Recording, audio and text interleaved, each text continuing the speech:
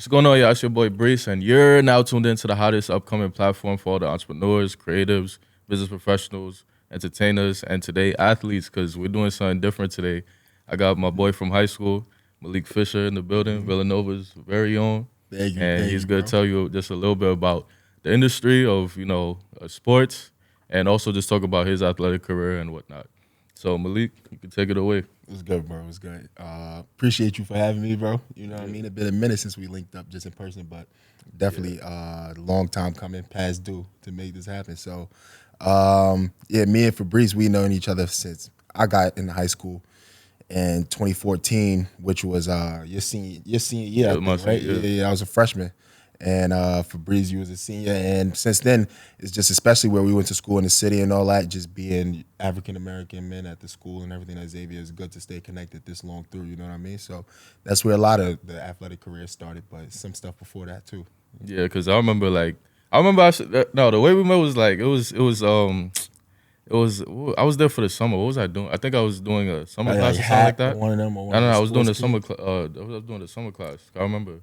It was like the trig class. It was like like junior, senior. They let you take those classes if you wanna like go to like AP and stuff like that. Yeah. Mm-hmm. I was doing that. I remember seeing you. I'm like, oh, we got another Marsalis, because there was this kid named Marsalis. He was like tall kid, big, like he was playing football, basketball, like.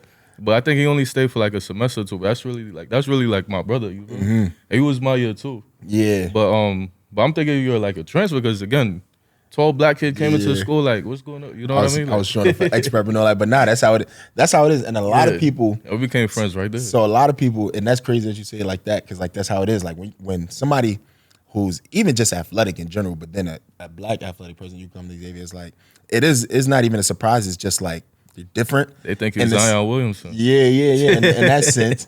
And then especially on the outside, because say people who I know who never went to Xavier, or like they just know that I went there, they think Xavier is like IMG. They think like I went to. You're just like one of the like. You feel me? I'm one of the like all of the people. Like you go to people would think that like when I say I went to Villanova, it's like I went to Xavier to go to Villanova football. Like I'm like, nah, people don't. At Xavier, it's all about academics. If you go to Villanova from Xavier, they think you're about to be a doctor. Yeah, doctor or something. A lot of we don't necessarily always have those like Division I players. Trey was one. Yeah, Trey, you're great, and that's the reason. Trey went Ivy League too, so a lot of people probably looking at it like he probably went there for school first, and then he playing football on the side. Yeah, but nah, it was big that he was able to do that, because then that laid the blueprint for me. You know what I mean? Yeah, so, but a lot of people would think, a lot of people would think it's like this sports powerhouse. When nah, it's just an academic school, really, at the core. So. But they just happen to be good at sports, though. Yeah. It's like all these titles, records, all this stuff. Yeah. So let's just backtrack to like where it all started. So, well, for those of you that don't know, right? So Malik, he went to Villanova, he played football, but Malik was a multi-talented athlete. So one thing that caught me by surprise was, Xavier is a rugby powerhouse, right? But you've been playing since you were a kid. Yeah. So I had started playing rugby in middle school. It was like for all the public schools in the city is this big thing called a Mayor's Cup, but it was flag rugby. So from 6th grade, I used to play flag rugby. Wait, they have Mayor's Cup for that? Yeah, they got a Mayor's Cup. I thought it was mostly like just track. Yeah, is that not Icon Stadium, but is that Randall's Island? Same spot and all that, and it's huge. So in middle school, like it's mad big. So in middle school, me and my middle school, we was from in Brooklyn. We would travel out to Randall's Island and stuff like that. So I used to play, get busy and all that, and that kind of taught me like the little fundamentals. So when I got to Xavier, I'm like, oh, y'all really got a real rugby team? I'm definitely trying this out. And then I played rugby, and that was just a part of what I did in high school. I always tried to like do something in the off season to like stay active, so I wasn't just chilling. And it kind of helped prepare me for football season as well too. You know what I mean? Because some people will feel like you need to specialize in your one sport, and then in the off season just do that sport. But especially when you're younger, for like a lot of young athletes, it's way better to diversify your athletic portfolio by playing other sports, because you learn new movement patterns and you're able to train yourself in a way that prepares you for the other sport. But it's different because it's not the same thing that you would be doing in the other sports. So it kind of makes you more of a well-rounded athlete. Yeah. And I think I would attribute a lot of my athletic success to just playing a lot of sports or doing a lot of things, a lot of activities, rather than just specifically wanting to play football all year. You know what I mean? Yeah, I feel that. So it's funny too, because like, you moved up on most levels. Like you were playing varsity as like freshman, sophomore. and it's like it was funny, especially basketball. It's like you playing varsity basketball. It's like you were just outside with the scene, like you outside with us playing in the commons, the quad. Next thing you know, we seeing you, Yeah. So pulling up with varsity at practice. sophomore year, I was starting on varsity basketball, football, and rugby. Yeah, I remember I came back. I seen. I was like, you and cause I remember it was you and Doug in the front court. I'm like, wait, what's going on? My son Doug. No, but that's especially looking back at it now, like that was a big part of building my confidence because when I was a sophomore, like when it first started, I'm like, oh, like will I be ready? Like I'm like, will I be ready to play like varsity? But then Puts a lot of eyes on you too. Cause everybody's like, is he really that good? Like the juniors, the seniors who didn't make it, they're like, is he really that good? Like, yeah, you know what I mean. So it put a lot of pressure, but that was like my early introduction to that type of pressure that made me actually perform behind it. You know what I mean? Like that was the first part where it's like you build your confidence through maybe even doubting yourself or some other people doubting you. But then once I really started seeing it and showing it to myself on the court and stuff like that, or the field, whether it's football, that's where that swag came in. I'm like, oh yeah, I know I belong. And that's when I started really getting into that mode of like believing that I actually am athletically inclined in a way that'll allow me to get opportunities for collegiate to play collegiately and stuff like that. You know what I mean? That was a early part of the process. But I had been playing all the sports since I was young. You know what I mean? It never felt like nothing different. Being in high school is just in high school. Everything is more structured. Yeah, it's another level. But since I was like 7, 8, everybody like would see me in the park and in the neighborhood and all of that. And just I'm playing every sport. I'm riding rollerblades. I was just active. You know what I mean? Trying to stay active. That was a big part of like. So rollerblades, and you from Brooklyn? Yeah, facts. I'm from like the rollerblade. That was a throwback back in the day. Ripstick. You know they had the ripstick and all that out. Yo, I was anything that was athletic, swimming, and yeah, I'm from Bed-Stuy too. So I grew up on Marcy Ave, Jay-Z. You know what I mean? That's a big part of. I didn't know you was from Marcy though. Yeah. Like three blocks up from Marcy Projects where Jay-Z grew up and stuff like that. So a big part of being in the neighborhood was when growing up, like I was doing everything that kept me active, so I wouldn't try to, you feel what I'm saying, get into anything else. But it was just activities, like a bunch of activities that allowed me to be, you know what I mean, successful in sport. Yeah, because I was gonna say too, like I thought it was like Bed-Stuy, like just being from Bed-Stuy that got you into rugby. Because I know most of the kids, like I don't know, you remember Issa? Yeah. Issa, I know, like he was playing when he was younger. Christian Rayner, he's from Queens, but I know he told me he used to play like Yeah, and there was this there were other people that I knew like that didn't go to Xavier that were playing rugby because they grew up like, and that apparently there's like programs in the area like Brownsville. Oh yeah, especially a lot of people started, especially because rugby is up and coming. The way that they like getting it implemented more into like everyday life is with youth sports. So there's a lot of programs that's for rugby that's built, and there's a lot of opportunities to go to college for rugby. Yeah, I was gonna say. You know what I mean? So it is a sport for people to look into. Yeah, because people definitely play at college. A lot of My first time going out the country was with Xavier. With rugby, we went to Ireland. Right? We went to Ireland on spring break. I'm like, oh, this is lit. I felt like I was a pro already. Then we went to San Diego another year. Everybody got the matching bags. California, the bags and all that. Like, I still use that bag to this day when I'm walking through the airport, the little tour bag that we got. So that was a big part, just exposure and experience rugby. You know what I mean? I went across the world for playing rugby. So that was a big part that a lot of people will forget about. Now that I play football, people will forget I played rugby, or even people will forget I even played basketball. You know what I mean? Sometimes. But there's nothing wrong with that because as you specialize in a sport, that becomes your brand. But sometimes it ain't. It's kind of like NBA players too, or football or NFL players too. It's like there's some of them. It's like the NFL players. You see them in the off season. They're dunking. They're playing like open gyms and stuff. And people like, oh, maybe he could have made it to NBA. Then there's other people where it's like, they might have a football at practice and they just throwing in. People like, oh, he could have been an amazing quarterback if he played football like instead. Anthony Edwards, they be like, he could have been an all-pro NFL player if he wanted to too. He just chose basketball. So because some of them, that's actually what it is too. Like Matt Barnes, I think he got scholarships to do both.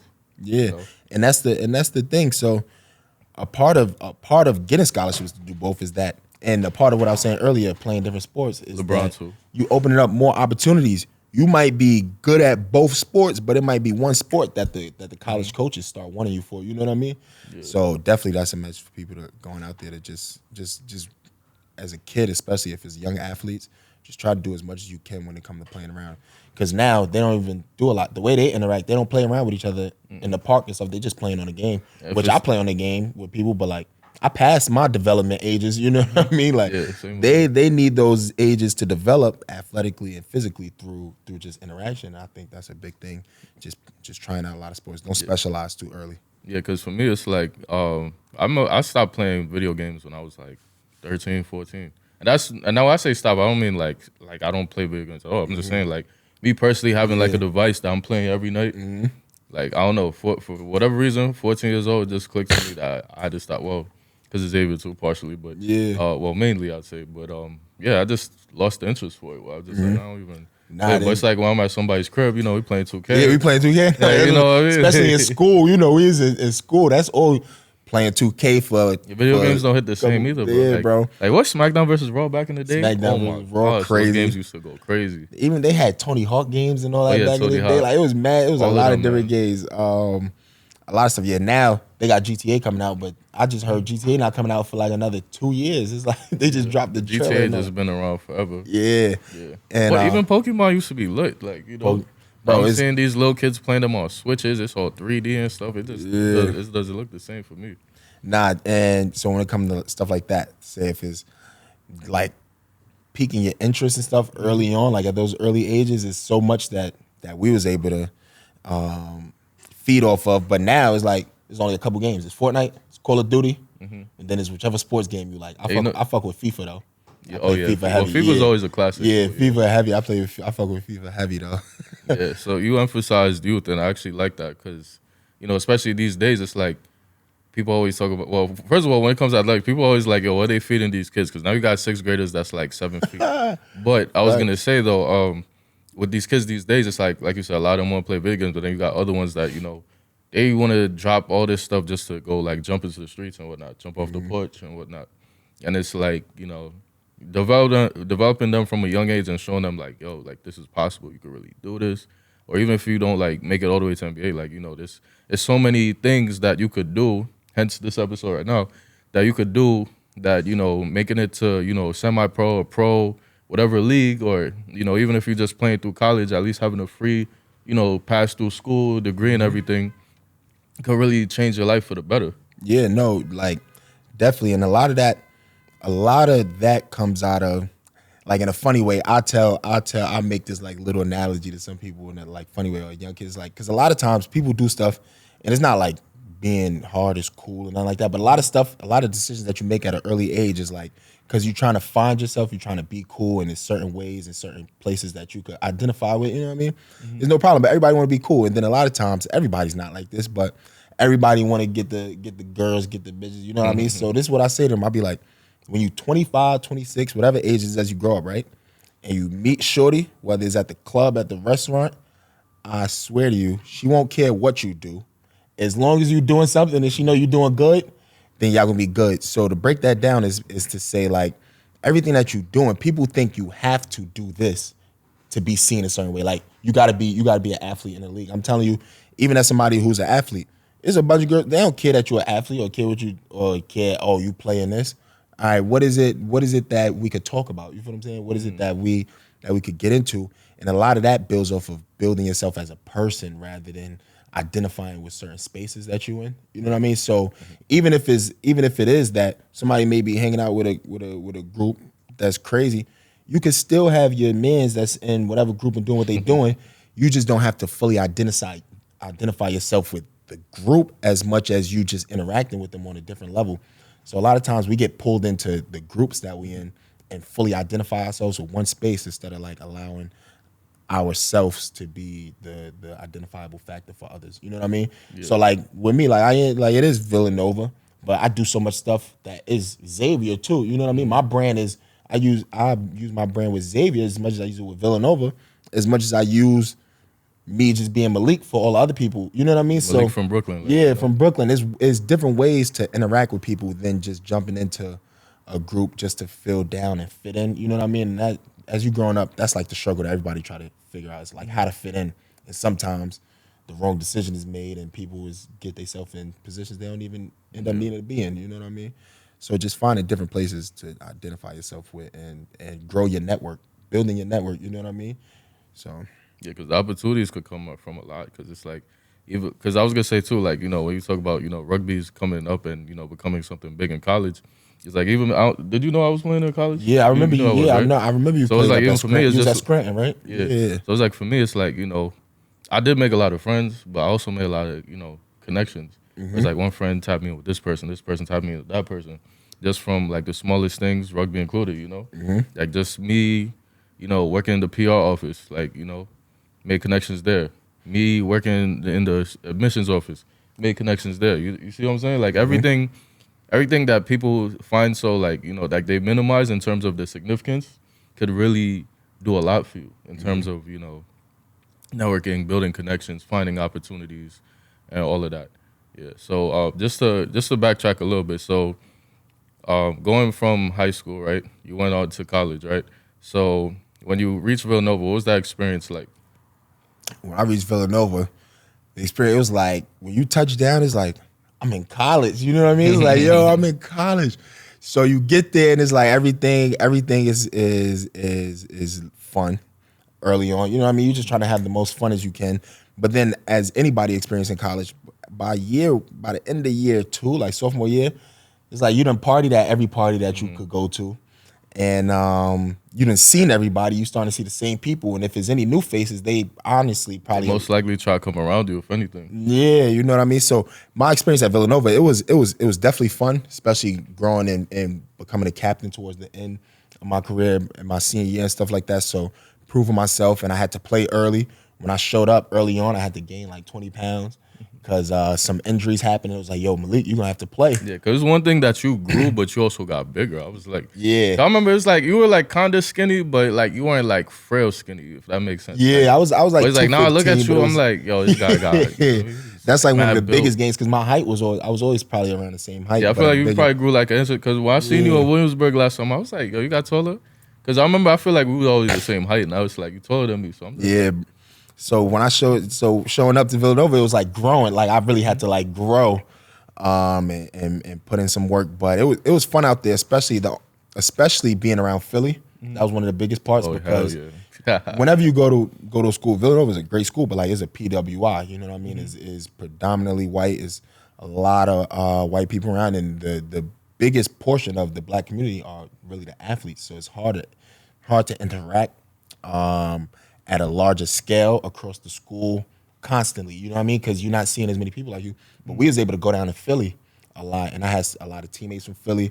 My freshman year, basketball team at Villanova, we won the national championship, and then right yeah, before that's that, true. the Eagles won the Super Bowl. So, So 2 Philly was months a in a row. movie. So I got to school, and I'm like, yo, this this is crazy. It's great out here. But it's a movie, it was a man. lot of fun early on, but it obviously, as any other story goes, like towards the latter half of my career at Villanova is when I started having to shift into like that business mindset and like kind of picking up on the network that I had out there before I was gone so that I could be able to benefit from it now in this time. You know what I mean? So it's definitely a great place, and that's why like a lot of times you'll see me wearing a Villanova, like I got on the Villanova sweats right Sweats. now. I told you too. I was like, I love the fact that you brought them out today. You know, Because that's branding and that's networking. That's a part of my brand. And especially in New York City, so many times people will see it, be like, "Oh, I went to Villanova." You just connect with people. and they see the number too, so they're like, oh, you play this? Oh, you play- What'd you play? You know. Yeah, they put the story together. So sometimes it was a time where I had to learn to just embrace that more instead of just, you know how when you move past the places, like you don't want to feel like you're looking back or that you're holding on, but like, no, I embrace where I've been in a way that allows me to take advantage of it through branding myself with it. You know what I mean? So kind of taking away that mindset of like, oh, you're not in college no more. Why you not wearing these? I'm wearing these because I could swag this, connect. It'll be network. And it's free clothes. Swag. It is good. Look, it's free clothes. It's free clothes. Like, And then it opened up so many opportunities that people wouldn't understand unless you actually get through. You know what I mean? And then too, it's like you wear a regular shirt that just say Villanova. People like, okay, nice. Either he went to the school, or he a fan. But it's like when you got the Villanova football number 92, you got the shoes, whatever, custom bag, custom jackets. Everybody's like, oh, you play D1? Oh, word, that's great. Now everybody want to be your friend and whatnot. Yeah, and a lot of that happens definitely when it comes to you just see like the different type of energy people have, and many times I don't blame people for it. That's just how it is. Sometimes people need to see something. And it's like, oh, now they want to offer up opportunities and stuff, and I'm more than willing to use that in a way that leverages a lot of the connections that I'm able to make based off of that type of ideology. Whereas like until people know that, oh, you went to Villanova, now their eyes bug. Their eyes bug. You'd be wide surprised, aside, bro. you Even know with what I mean? Xavier, it's like that. Yeah. Cause even like for me, like I was talking to my boss that his son was interning in the city. I was like, oh, where's he go to school? He told me he's like he goes to school in because he's from Staten Island. He's like goes to school over here. I'm like, oh, where? I went to this school. He's like, you went to Xavier? I was like, yeah. He's like, he's just so impressed. Like, Yeah, they eyes bug wide, and yeah, it's like, yeah, it's that. And sometimes until somebody asks, I wouldn't tell them. But then once I tell them, it's like, what would you have expected? But people don't know what they interacted with until you tell them. So that goes back to the story, like the point of sometimes you gotta brand yourself. You gotta put yourself out there and let people know what it is that you're doing, where it is that you've been, because sometimes people being and is a fine line between like being humble and actually talking your shit or like letting people know what it is that you have going on in a great way, because people need to know what it is that you've done. They need to know what it is that you're doing, and you shouldn't feel conflicted with sharing all of your good news because you feel like it'll be like you're not humble. You know what I mean? I feel like that's a struggle in itself because like sometimes I'm doing different things and sometimes I catch myself like, all right, I don't want to talk too much about myself because then sometimes it does rub people the wrong way when they feel like you're talking about yourself. But there's a line that you have to draw between actually truthfully just letting it be known what you're doing and then kind of over boasting. You know what I mean? Yeah. But you need people need to know where you've been and what you did. We went to Xavier. You know what I mean? People need to know that because there's a certain amount of respect that comes from that, and everybody is owed the respect that they've earned through whatever journey they've been on. You know what I mean? Yeah. So Especially too, like for us going to Xavier, you going to Villanova. I mean, me going to Scranton as well. It's like, a lot of people kind of like, especially in the minority culture, it's like, a lot of people like, oh, you went to a private school, you went to school, white people, this, that, third. But it's like, you still gotta take pride in that because it's like, disregard the demographic of the school, understand the value of what the school had to offer. Like Villanova, Xavier, those aren't easy schools to get into at all. Nor are they like, easy schools to breeze through. These are hard schools, especially you being a D1 athlete, you gotta wake up early, practice, all these things, your time constraints are there where it's like it's hard for you to keep up in terms of studying because you don't get the same like you might have 6 hours in a day to study. Somebody that's not playing the sport like me, I'll probably have like 9-10 hours. Yeah, now extra. even now, one thing a lot of people don't know, I'm still in grad class right now. I remember you telling me. I was like, oh, word. I'm still in grad school right now. So Villanova too, or yeah, Villanova. Okay. But everything is remote. They offer remote classes and stuff like that. So I reinstated back in school this fall. And that's a part of what I'm doing now. I'm juggling, I'm training, coaching back at Xavier too, and then I'm taking classes. So managing that time, I'm able to do now because I had to do it in college. And having that experience is what allows you, when you get into your professional life and more of your adult life, to actually learn from that stuff and know how to structure and delegate time based off of the tasks that I need to do at a specific day. You know what I mean? Yeah. It's a struggle, but it's become one of my actual, I would say one of my, I don't even know how to explain it. I would say it's a tool that I use now. I turned it from a struggle into a tool. Like learning how to do it is what allows me to do the things that do it, the amount of things I do at the rate that I do them now, and actually get things done is because I had to struggle through it in school. But that's what school is for. School is not just learning math. You know how some people be like, well, how am I apply this? People would be like, there's something school should be. I mean, college, you have kind of get that fruit. And that's the one thing I like about Xavier. I see they added like a lot of programs, like, like teaching people how to like, get into the stock market, stuff like that. I seen they have courses like that now, but college is more so you see those type of things where it's like you learn more than like you were about to say math and. Yeah, you just learn how to interact with people. And that's a big thing. Like I've always been hyper aware of like my surroundings and the situations that I'm in. So I'm always paying attention to stuff. Even as you know me, I'm always chilling. I'm cool. I'm vibing. I'm smiling. I'm chilling, but I'm paying attention to a lot, and that awareness has allowed me to pick up on a lot of things along the way that aren't just the textbook stuff or what I learned in class. You know what I mean? Like I'm able to apply experience as well as knowledge. You know what I mean? Because our experience is a big part of our, I would say, database. You know what I'm saying? The database that we have in our mind to be able to make decisions now is based off of what we've seen, not just what we learned in a book. So a lot of people, I feel like they have so much to benefit off of what they've been through, but they have to actually apply it. You know what I mean? Yeah, because there's a lot of times, like, even my sister personally, I always tell her, like, yes, you're an amazing student. You've always been a book smart girl, but sometimes you gotta be smart outside of the books. You gotta actually, like, because she's very, like, introverted. I'm like, sometimes you gotta open yourself up a little bit, experience, feel things out. Yeah, and that's the thing.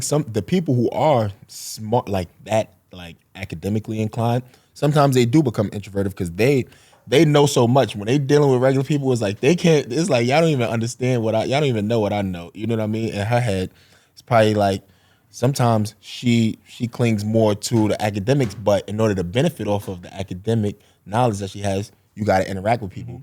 Or sometimes when they smart enough, they just get people to do the work for them. Especially, I mean, that's what I was gonna say, especially too, because she's a STEM, like she's studying in STEM, so it's like interaction is necessary. Like she wants to be a dermatologist, she have to interact with people, treat patients. Yeah. So. Yeah, and that's a part of like the whole journey, and that's your little sister, right? Yeah. So that's a part of the journey as she go, and then she'll probably be like, "Yeah, Breece, he was telling me that," and then she learned. Yeah, but I was a shy person, believe it or not. So it's like when people, always saying like, I'm outside, I'm so, like I'm a different character. Like, I talk a lot of this, that, that. I'm just like, because I learned that I have to adapt. Because even for me too, it's like, especially at Xavier, that's where people like, everybody. Got to college, same thing. Oh, you must know everybody. Oh, you friends with everybody. Oh, you so mixy. People like when I came back here, everybody's like, you so mixy. How you know this person? How you know this person? I'm like, I have a story for each person that you name. You know what I'm saying? Because it's like it's all about networking and putting yourself out there. Yeah, no, networking is the biggest thing. Like, I'm on LinkedIn probably more than I'm on Instagram now. Just networking, you feel me? So a lot of that comes from just one, knowing that you need a network, but then two, as I started taking the time to like try to reconnect with people, or I go on LinkedIn, I build a connection, I run into somebody on Instagram. You start noticing what these people who we've been, say somebody from Xavier, I'm like, yo, we've been cool since Xavier, but on LinkedIn, yo, they got the title that they running with, they bossed up. You don't know what the people that you've been in contact with are doing. That's kind of to what you said earlier, is like you got to connect because you don't know how you could benefit from a relationship with a specific person. But until I actually started noticing, yo, I'm not the only person that's doing great things. Who I know it's so many other people, and we can all benefit from each other by just reconnecting and using the network that we already got. Some networking is not always about meeting new people or going to this random networking event and meeting somebody you don't know. It's about seeing how you could work together, collaborate with the people that you already know, because the people that you know, they doing great things too. You just got to pay attention. You know what I mean? Pay attention to it. And that's on them to put it out there, but it's all on you to pick it up as well. That's a big part of putting out there what you're doing. Yeah, because one thing I'll say too is like, it kind of highlights what you do. Because there's a lot of people, even, me, I'm sure you have your days too where it's like, you have self-doubt. But it's like, for me, it's like, damn, I didn't realize I do this. I didn't realize I do that. I didn't realize, all of this is going on. You know what I mean? Like that I've done in my life. I'm just thinking, because I'm so busy watching, the next person and this person, that I'm not even up to par with that person, that I start to feel down with myself. But then when people network with me or, network with whoever, they realize, like that person might realize, wow, like, I'm really like something to brag about. Yeah. I really impress people. Somebody else probably recognize the value in what you've been doing. And you like, oh, I've been doing this all the time. And this what y'all hype about? I'm like, sometimes you don't give yourself the credit. And that's back to the point earlier that I was saying, where it's like, sometimes it's good to talk about what you've done. You know what I mean? Yeah, because even me, it's like, I'm an accountant now. It's just like, I don't really, because it's like, I'm around people that's, like make all this crazy money on Wall Street or whatnot, because I work on Wall Street as well. Yeah. But it's like, I'm around these people that's making like, X amount of money and this, that, there. I'm like, damn, I can't wait till I'm there. But then it's like, I go to other people be like, yeah, I'm an accountant. Like, word? Like, they're impressed. I'm like, you impressed by me? But I was just like, when I think about it, I'm just like, I mean, there's something to be impressed about, Yeah, always bro, take pride like, in your work and what you definitely, do. but a lot of that comes from just how you carry yourself. It's humbling the way you carry yourself. So you don't try to throw that out there and rub it in people's face initially, but when it's time to let them know and they find out, it's like, oh shit, I knew. That's when people be like, I knew it was something to you. Like, you know what I mean? Yeah. And sometimes that's the best way to make things known, is like when people don't even expect it. But they still gonna respect it. You know what I mean? Yeah, because even like, especially so when, like I was telling you when we were walking in, you know, just being the low key person that's like not like, yeah, you know, you might be friends with everybody, but you don't let people know too much about yourself. It's like when people see what you do, it's like you said, I knew it was something to you. Like, Yeah, you know, man. like okay, like even for me, it's like, you know, personally, from whether it's, you know, me being an accountant, me being a trader, me having this podcast, it's like every time I come out with something new that I'm doing, people are like, okay, I see him, he's doing something. Like it's doubts at first, you know, it's gonna be haters, naysayers, like, oh, whatever, but they see you doing your thing and you're consistent with it. They're like, okay, That's you're what doing I'm, this something. Like, and you're that's doing this and that's something. the thing. Sometimes, like when you initially introduce somebody to an idea or a thing that you're doing, you can't expect people to just accept it originally. Like people gonna doubt it because a part of what goes on in life is one thing that I learned is people don't hold their words, and not even like in a bad way or like this like malicious way. It's like people will say, "Yo, I'm gonna call you back." Don't call you back. Yo, I'm gonna pull up tomorrow, bro. Don't pull up. That's just natural. That's something that as in society is like accepted. People don't, and it's not like you get mad at it. But the thing is, when you introduce somebody to an idea, you're just another person to them. And sometimes they just may think, all right, he's just talking. But it's on you to actually continue to prove it. And a lot of times I stop buying into like feeling like, oh, they hating or they doubting me. Sometimes it's like, yeah, they doubting, but it's my job to prove it. It's my job to show it. And that's a part of where I feel get my good feeling is when people come back around and like, oh, that's what you was talking about. Or they connect the dot 3 months later and it's like, yeah, see, I let you know, I planted that seed. Sometimes it's good to plant that seed so that when everything come full circle, you could hit them with the, I told you so. You know what I mean? And it ain't bad that they doubted originally because you can't expect people to just accept everything that they hearing. So I don't blame people for how they are, but I just use it in a way that allows me to engage them and engage myself and motivate myself to prove that point. And then once you get to that point, it's like you notice that whether they believed it 3 months ago or today, the shit still happened. You know what I mean? So sometimes it ain't you could be easy on people who doubt because can't blame them. It's just how shit is. People don't hold their words. So who are they to just believe you when you first say something? You gotta prove it. You know what I mean? So in your case, that proving somebody is like going pro. So talk about your experience going pro. So for me, becoming a professional athlete, and a lot of my journey is spaced out into different phases. I would say one of the biggest parts of that time becoming pro was probably when I left college, when I left school.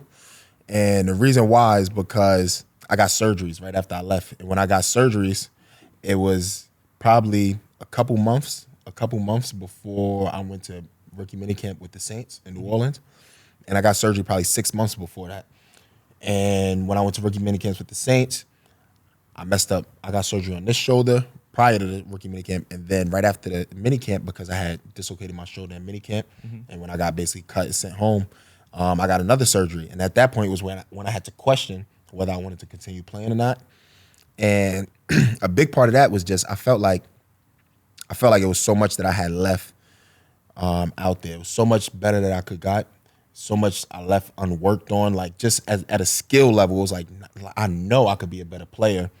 But then it was something inside me as a person that just didn't feel like I was ready to move on. And after I got that second surgery, the mindset that I put in myself to just take it day by day, control what I can control. You know what I mean? I just started buying into certain phrases that I had learned along the way. And I was training daily, training myself, coming back off of an injury. And even after that, when I got to the season and I had to make the team in the XFL and stuff like that, it was still another day by day process. And it was like survival of the fittest. Like you waking up and you don't know if you're gonna still be there that day. Like people getting cut day in and day out. So through the process, I just learned how to like focus on myself, control what I could control. And then that'll bring the results that'll prove whatever it is that I want to prove to people. You know what I mean? Yeah. Like whatever results you want, the work has to get put in. So I just started focusing on the work. You know what I mean? And it actually relieves a lot of stress because when people say trust the process, it could sound a little cliche. Yeah, it sounds cliche, it sounds corny. But like when you actually trust the process, like I put my trust in the work that I'm doing, it takes away the worry from everything else. I don't worry about the other stuff because I know if the work that I'm doing is true and correct, then I'm gonna perform the way that I need to. Like when you actually trust the process, it releases so much stress and pressure from you because you start just focusing on the things that you can control, and everything else is gonna fall in line anyway. And you live with it. You're able to live with it better when you dive fully into the process and the journey. And that's a big part of my learning process of becoming a professional athlete, is that I am a professional athlete now, but the next step is getting back into an NFL building. You know what I mean? But even when I get there, you start learning that whatever goals it is that you're going for may not be the prize that you want. And the prize is actually being able to have the opportunity to learn things along the journey that'll help your experience just in life. And that's what I do now. I have fun with the journey. That's why I'm always doing different things. And I coach. Then I might be at a party. Then I'm still in class. I'm building a tech startup right now. Eric Adams, you know what I mean? right now. Yeah, Eric Adams, facts. But look, I'm doing all that because I'm having fun with the journey. I wake up and find out what is it, not how much fun could I have today, but what is it that I could do today that I'll find enjoyment in and that I could accomplish, and then I go by a day-by-day schedule. And it's kind of like missions. I was talking to a kid, a high school kid the other day, and he said it, and I had thought of it, but when he said it, and that's why I want to give the credit to him saying it, it clicked. He was asking me some questions about like, how is things going with your journey and things like that. And I'm like, everything is fun because I found a way to find joy in the journey. I was like, once you make it, wherever you make it, it's boring. Once you get fully rich and everything, you rich for life. Like that's what it is for life. So you know how people get bored. So I found fun in the journey because it's like GTA. Because we talked about GTA early. It's like GTA. GTA is fun when you open the game up. You got 1 million missions to do. You got a whole map to figure out. The journey is the fun part. As soon as you beat the game, that shit is boring. Yeah. There's nothing to do on the game. Once you beat the game, once there's no more mission, that's it. And there's no more side, like it's over with. So the fun part is the journey. The fun is when you got all of the missions that you gotta complete and all of that. You running around, you try and get ammo, you try and build up your, you know what I mean? You try and build up the game. As soon as you make it, you beat the game. It's nothing left. It's just kick your feet up, and that's cool. But you still gonna have to find something that's engaging, that stimulates your brain. And that's a problem that I feel like a lot of people get into, is like they focus so much, and it's always said, they focus so much on the destination that you lose so much beneficial experience throughout the journey. And the only reason why I was able to figure that out is because when I went through that phase of having injuries and surgery, I had felt like I got to the end of my journey. I felt like I made it to that destination, and there was so many key points that I started looking back at college, and I'm like, damn, I wish I would have not even taken advantage of that. I wish I would have had more fun at doing this. I wish I would have appreciated what it is that I was doing in the time that I was doing it, because now it seemed corny for me to look back at it and post it up. You know what I mean? Like not really, but like in a certain time, in a certain mindset. Like not that it's like, because remember I was saying like people earlier, pick and choose. You know? Yeah, people pick and choose. But it's like it's a certain line, like we keep saying, that's drawn. And it's like, it's not that it's corny to look back at what you do. That I do that a lot now. Like I was saying, like I've learned to embrace that along the journey. You know what I mean? That's what the opportunity gave me, to a chance to learn. But there were certain things that I wanted to get credit for after I had done them, in a way that was like just trying to pick back at it. You know what I mean? Instead of building forward, because I felt like I missed my chance to embrace it. You feel me? And once I learned that, I started saying, no, I'm gonna embrace and enjoy any moment that I have as the journey goes on, because you never know when your next moment to celebrate will be. You know what I mean? You get one birthday. In between then, it takes 4 years to graduate. So you get one birthday a year, a graduation every 4 years. Those are the big moments to celebrate. You got to find those little moments throughout the years. And everything's guaranteed. Every day's not guaranteed. Yeah, and every day's not guaranteed. So you got to find a way to like positively reinforce the things that you've been doing along the journey. And that's where a lot of my enjoyment and excitement has started to come from. But I only learned that when I was in that space of time where I felt like I didn't have anything to celebrate no more, because I was in such a hard time. I was like, whenever I get back on the journey, I'm going to enjoy everything that I'm doing and appreciate it as well, for my own benefit as well as anyone else's. You know what I mean? Yeah. So a lot of people don't look at athletes as entrepreneurs. So if you could speak to how you've used, like, just being a pro athlete, or even when in your college days, how you used it to your advantage to, do things that people find like, traditionally entrepreneurial in terms of like maybe sponsorships, maybe, influencer type of things, like anything. Yeah. So as right now, I'm actually a co-founder and CEO of a startup. Okay. And it's a tech company and everything. So this is a big part of my entrepreneurial journey that we're in right now, because I'm actually using the leverage that I have based off of being a professional athlete, the connections and the networks I've been able to build, and just the support in general, and just the support the in fans. general. Yeah. The thing is, and that's a part of what I learned in that phase of my life, is like I had got to the end of my football career and I had felt, quote, I had felt like it was the end because I was going through my surgeries. I didn't know if I was going to continue. And I had felt like I didn't get enough myself. I didn't use, like I felt like I had got used, but I didn't use enough. In the most innocent way. Basically, I didn't do enough.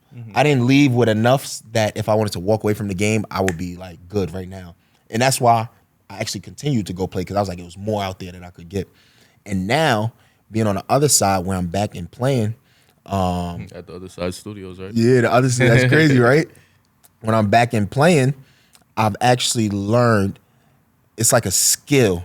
It's like I've learned how to actively seek value, seek opportunity in the midst of, I would say, again, using the word, the journey, instead of getting to the end of the journey and then trying to refine that value. You know what I mean? So the thing is, as a professional athlete, I'm meeting a lot of people. There's a lot of excitement. There's a lot of that comes with it, and rightfully so. But a lot of times, that's all we feed off of as professional athletes: the entertainment, the hype, the love. Yo, I see you going, bro. But now those I see you doing your thing conversations, I'm extending those conversations past, instead of just accepting the love, I'm extending the conversation from a 2-minute conversation of just about me. Now I'm trying to learn about the person, whatever person it is that's coming up to me, because I don't know what type of value they bring. And then especially when I'm becoming an entrepreneur and building out a company, everything that we're doing right now, we at the beginning stage, it's like beta phase, it's like early stage, it's seed stage, it's certain words for it. But all we're trying to do is create value. We're not trying to create, obviously the goal is to generate revenue and everything. But when you're building a company, not when you're running a business, when you're building a company, the biggest thing is about creating value, not necessarily finding the easiest way to generate revenue, because the value is where you get valuations, is where you get venture capitalists and you start getting investments to actually build out the company, to scale and things like that. So going beyond trying to find the easily ready answer to generating revenue, everything I'm trying to do is to generate value. And going on that journey to create value for a company, I'm able to do that based off of the value that I've been able to build as an athlete. You know what I mean? Using those experiences, translating concepts. Like right now, the master's degree that I'm getting, I'm in an MPA program, so public administration. But some people will be like, oh, why you not getting your MBA? You know what I mean? Business administration. And I'm like, there's nothing wrong with that. I feel like I'm learning a lot of different things in the MPA that I could just translate the concepts over into the work that I'm doing as an entrepreneur. So the words may not be the same, but the concepts are the same. You know what I mean? So as an entrepreneur, the biggest thing is for me is learning how to apply the knowledge that I've learned in other fields into the specific market that I'm trying to generate a product for. You know what I mean? Yeah. So translating concepts, a lot of that stuff, and being fluid in how you interact with people, being open and fluid to different opportunities is a big thing. You gotta be able to react on the run. And as I start talking about it, react on the run, you gotta be able to be where your feet are. All of those are sayings and lessons that I learned through sports that my coaches used to say to me. We'd be in a huddle, it's like, yo, I'm just ready to go home, and one year out the other. But they said it so much that it started registering in my head, and now I've actually been able to apply that stuff in the journey that I'm on. And it's been good, and it's definitely one of the biggest things that has allowed me is kind of like a liberating factor to my life right now is because as the athlete, people were able to just keep me in one space. But as soon as I started building my path in an entrepreneur space, I felt liberated. I actually felt free of the structure that was just built out of just being an athlete.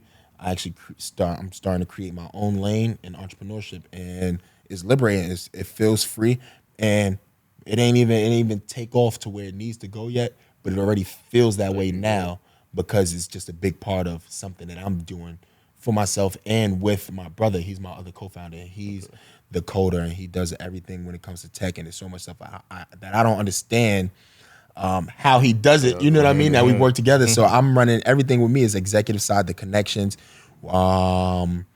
everything when it comes to connections, plans, scheduling, but he does the code. He's building out the actual product. He's doing the zeros and ones, and just having his presence has been big for me. And it's my older brother, so I could trust and depend on him in a partnership. Whereas I don't have to second guess a lot of things because it's family. You know what I mean? Yeah, so I like how you highlighted the liberation part because I feel like that's something I was telling you offset too. That I said I wanted to wait till now to speak about. You know, especially with FanDuel, you know, everybody kind of objectify, like the same way people say, oh, you know, women get objectified. I feel like athletes get objectified too because, you know, people kind of look at you guys now. Well, I mean, people have in the past, but now, you know, FanDuel, social media, all this stuff, people kind of objectify athletes as if, you know, they're kind of, you know, I hate to say it, but like slaves in a sense where it's like, okay, like just play, like, you know, kind of when they were saying shut up and dribble. Yeah. When LeBron used to speak out, now it's like more so, you know, shut up and play for like just all athletes, no matter what sport you play, where it's like just, you know, perform and make me my money and go about your way. Like, we don't care about your well-being. We don't care about none of this. Just make sure my ticket hits tonight and that's it, you know? And it's crazy to say because it's like, wow, you know, shows how people are. But then it's like these same people get around you and they're like, oh my gosh, that's Malik Fisher. You know, now they want to act completely different. But then it's like Malik sells the ticket tonight. Now Malik is, you know, getting slandered on Twitter and everywhere, man. Nah, that's funny because like in the last season of XFL, we lost the championship game and we were supposed to be like this big favorites, and everybody would be like, yo, what happened, bro? Da-da-da. And I'm like, bro, I don't even know. Man. I'm mad. We lost. Like, you know, they act like that's a joking way to go about it, where it's like, bro, I lost too. Like, how you gonna be mad at me? But with a lot of that, it definitely is a big issue when it comes to how people want to categorize you. And even early on, when we first started the conversation, when we spoke about kids and how they identify with different groups and things like that, I started to understand the different places where I held value at that wasn't just specifically in athletic facilities. You know what I mean? Because I went to an Xavier. You know what I mean? Yeah. And because even though Villanova I went to for football, but because I went to a Villanova, or because how I grew up, there's so many things that I started to notice where I don't have to identify as much as I do identify with my, like, everybody knows me for sports, and that's the catch. Like, I fully identify with being an athlete. Like, I everybody know that's what it is. Everybody knows what it is. But once I started learning how to take advantage of grasping onto the different areas and different brands that I was attached to, my dependency on my brand as an athlete started to drop, but nothing in my functionality as an athlete dropped. You know what I mean? I trained literally fully the same way, but just I started diversifying everything that it was that I was doing, networking. Even my say as a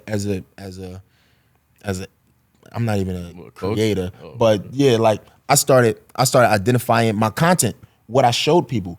And actually I started learning that by showing people more than just when I'm in football season, people begin to interact with me more through my social medias. You know what I mean? Yeah. Like, I think people like that. Yeah, people like that in the sense of you showing them that there is some type of middle ground between you. Because if you just run with just being an athlete, people who aren't athletes, they'll support you as the athlete, but sometimes they feel like it's a bridge that they can't cross of understanding. But until you start actually showing the different sides of you, the different places that you've been, that's how you show your value. Like, you know what I mean? That's literally how you show your value. And that dependency on like I would say your image as an athlete starts to shrink, because at some point all athletes have to go through what it is that anybody who has retired is going through.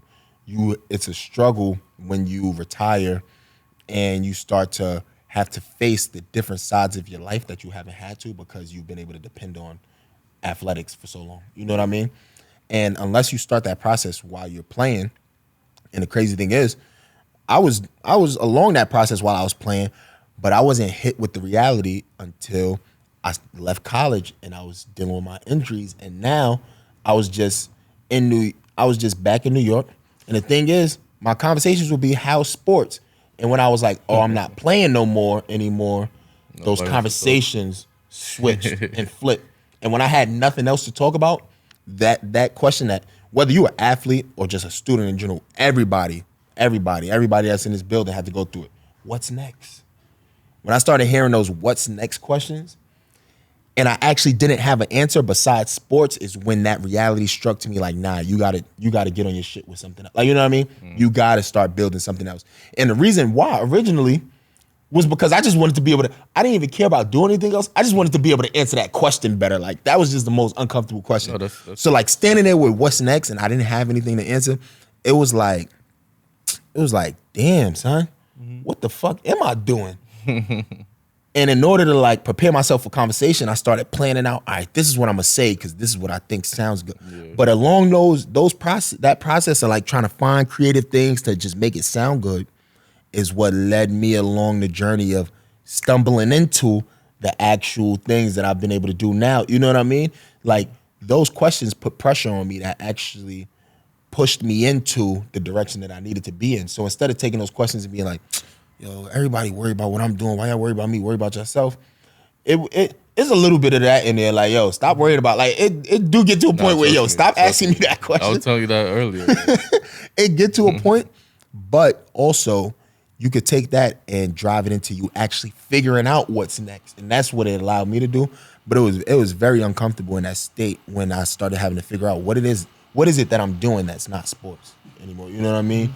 And that's a big struggle, because anybody that we've ever known is known as for playing sports. When you get to this level of athletics, professional or even collegiate, that's what everybody knows you as. So building your portfolio, your portfolio outside of sports as a professional or just out of interest, out of hobby, is very important. Yeah. So we kind of short on time. So, you being a coach and all, if you had any final words you want to give to the audience to let them know you as a person, but also, kind of going off of just understanding, to trust the process, what would you give those people? You can use this camera right here. This camera right here. So just in general, a take from me to everybody else is control what you can control. All right? It's going to be a lot of things that in life that you're able to control. Your attitude, effort, the work that you put in, are all things that you could control. But then there's going to be a lot of unknown variables that you can't control. And you have to not focus on those things and reshift all your energy and effort into the actual functional things that will allow you to get where you need to go when the opportunity presents itself.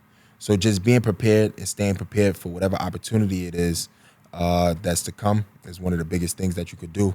And the only way to do that is control what you control and continue to consistently put in work day by day until you get to that point. But as you go on day by day, enjoy that journey, man. Like I said, it's like GTA. Once you complete the missions, ain't shit left to do. It's boring. So just continue to enjoy the journey and do your thing. Run your movie. That's one of my sayings. Run your own movie. All right, so just let the audience know where they could find you at, and we'll wrap up from there. Yeah, definitely. I am Malik92 on Instagram. LinkedIn, Malik Fisher. Look me up on LinkedIn and connect with me on LinkedIn. I definitely open networking on LinkedIn and stuff like that. And then XFL, I play for the DC Defenders as of right now. We start up in the spring. March 30th is when the season should start.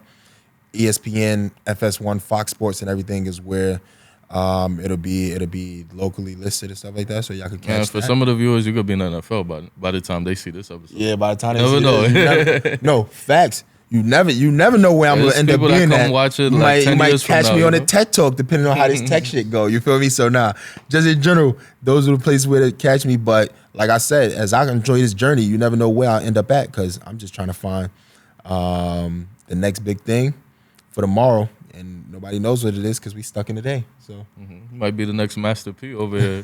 Pro athlete, then he has like 20 different businesses or whatnot. oh man, hopefully Yeah. that's the goal. That's the goal.